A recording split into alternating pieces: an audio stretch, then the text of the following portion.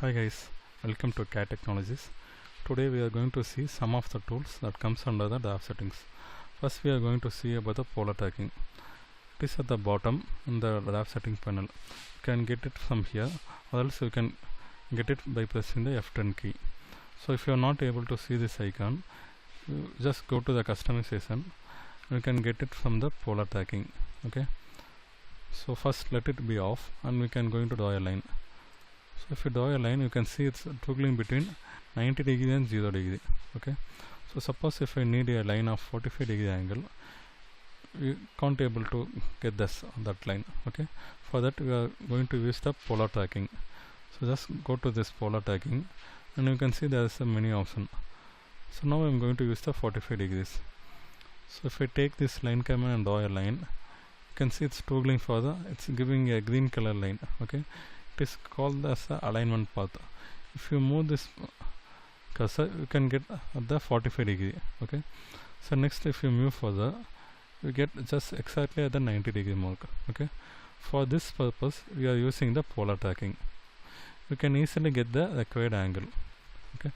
Suppose if you need an angle of 30 degree, you go to this 30. Okay.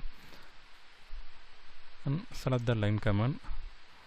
And if you draw, you can get 30 degree, 60 degree, 90 degrees and 120 degrees. Okay. Or else if you need some new values like 8, 16, 24, you can go to this polar track settings and just click on the additional angles and press new. So give a value like 8, just giving a for the example, and pressing new, and 9. Okay. And press OK. So if you go now, you can see 8, 16, 24, 32, 9, 18, 27, 36. Okay. Like this you can add the new values. So the value is in 30, and if you want a distance of some exactly at 100 or 200, you can see it's 647, 670, 710, but it's complicated. But we need some values that is between 100, 200, 300. We can change that. For that, we need to this go to this snap mode and go to this snap settings.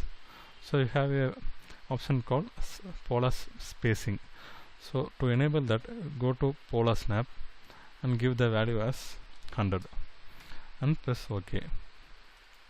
So if you take line command now, and if you draw, you can see a small crosshair which is toggling between 100, 400, 500, 600.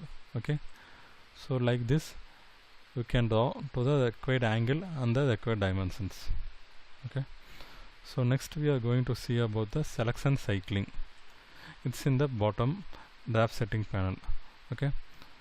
So we are going to draw your two lines. Okay.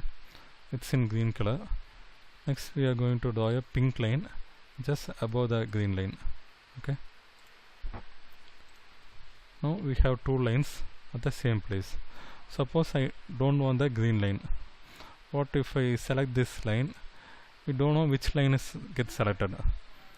So for this we have a selection cycling. Just click on the selection cycling, and now select the line. You can see it's showing two lines. So if you don't want the green line, just select it and press delete. Okay. So next we are going to see about the line weight option. Select this line and give some thickness to it. I'm going for the 0.3 mm, but it's not showing any changes. So to make the changes visible, just click on the line weight option. Okay. You can see the difference. Thanks for watching.